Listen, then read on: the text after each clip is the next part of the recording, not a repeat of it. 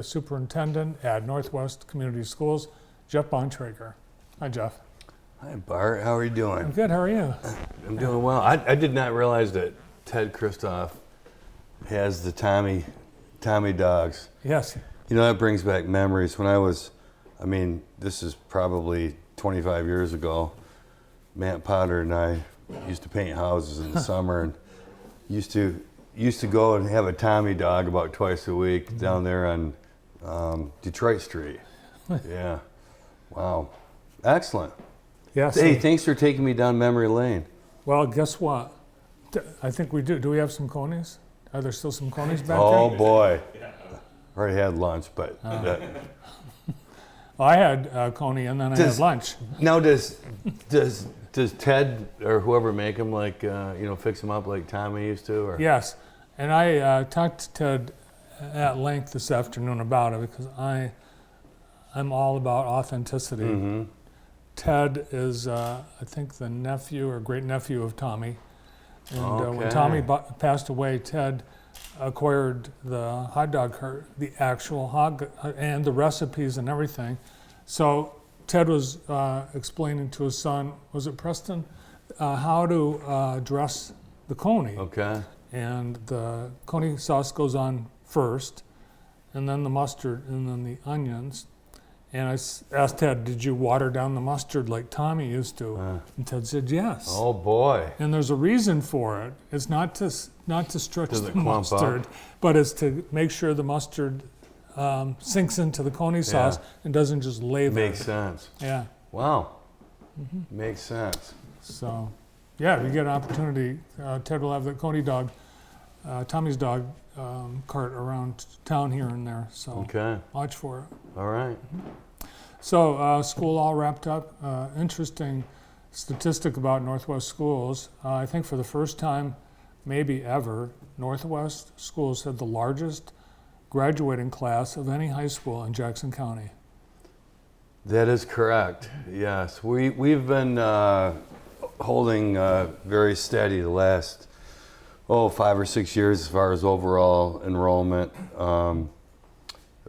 which is right around 3,600, and so our graduating classes have been quite robust and are going to be right there in that mid 200s range here for the next several years. So, yeah.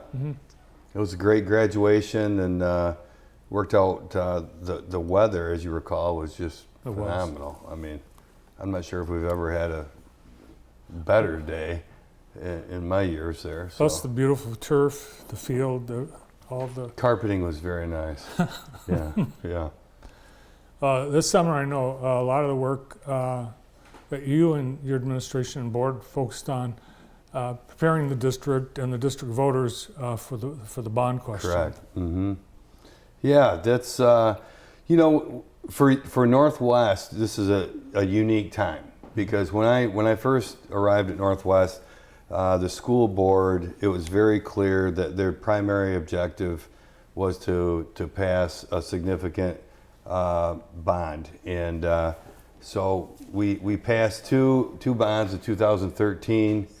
2013, and that was the $10 million bond, $30 million bond. Mm-hmm. So that really propelled us in the right direction. We're 10 years later with our financial folks advising us. We refinanced, and there was an opportunity because we're 10 years out in a 20-year bond process that we could go back to the voters with keeping our millage rate the same at 4.08.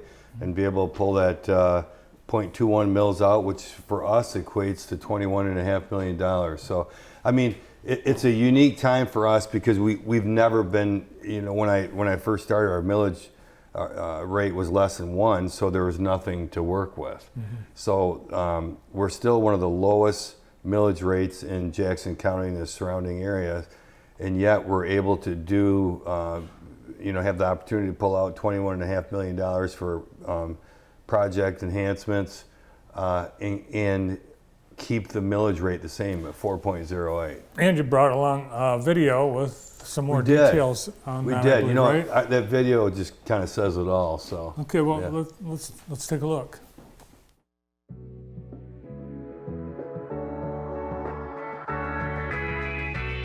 Greetings, Mountie Nation. This is Jeff Bontrager, Superintendent of Northwest Community Schools. At Northwest, our goal is to provide a positive culture that inspires students to achieve greatness. Today, I'd like to tell you about the district's upcoming bond proposal on the August 8, 2023 ballot. Northwest has the unique opportunity to generate funding for district-wide improvements with a $0 net increase over the prior year's tax levy. If accepted by voters, this bond proposal would generate $21.5 million to extend the life of our buildings. One of the main goals is to not increase the millage rate for our taxpayers. Our priorities are to give our students adequate learning environments while enhancing safety and security. If passed by voters, this bond proposal would include safety and security updates throughout the district, classroom additions throughout the districts, cafeteria and multi-purpose space at Kidder Middle School, locker room renovations at Northwest Middle School and Northwest High School, district-wide restroom renovations, technical education space at Northwest High School,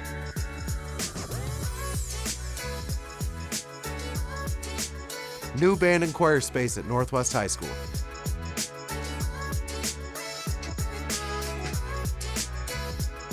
new windows throughout the Northwest Education Center. Our first priority every day is to continue to keep our students safe, warm, and dry. The district is proposing the addition of a key card entrance upgrade as well as security camera improvements. With some classes taking place in the Media Center and Teachers Lounge, Northwest Early Elementary and Northwest Elementary are in need of additional classrooms. The addition of 5 classrooms at Northwest Early Elementary and 4 classrooms at Northwest Elementary would give our youngest learners plenty of room to learn. The proposed projects includes a new cafeteria/multi-purpose space at Northwest Middle School, which would allow for our middle school students to move out of the media center for their lunch period. Also, by moving lunch into the cafeteria, the proposed project includes the addition of 2 new classrooms in the current media center. At Northwest High School, our fine arts programs are among the top in the state of Michigan. The proposal would include construction of larger band and choir areas to accommodate these growing programs. In addition, our technical education program spaces would be upgraded to modernize students' vocational training. In this proposal, plans include renovating the current band and choir spaces for robotics, STEM, and the trade skills. Our goal is to continue providing career tech education and hands-on experience right here in our district. You can find the full plan and list of details at our website, nwschools.org. You can also follow us on Facebook at NW Schools for more bond proposal updates. Remember, you can vote early by requesting an absentee ballot, which will be available by June 29th, and be sure to vote by Tuesday, August 8th, 2023.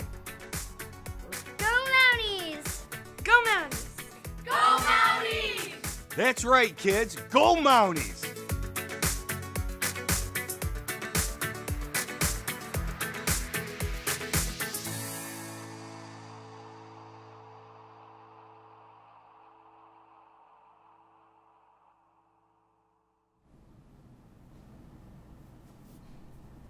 Very nice. Really a great explainer. Yeah, I think it just kind of lays it all out and gives a general idea of some of the opportunities we have. So this bond will touch every one of our buildings, and you know these are concerns. To be quite honest with you, if it wasn't a $0 net increase, we probably would not be pursuing this. But this is a situation where, for the last, these aren't new problems that we've had. Classrooms that have been in what used to be old locker rooms at the upper L. We have it in media center spaces. We have them in a classroom in what used to be the old teacher's lounge.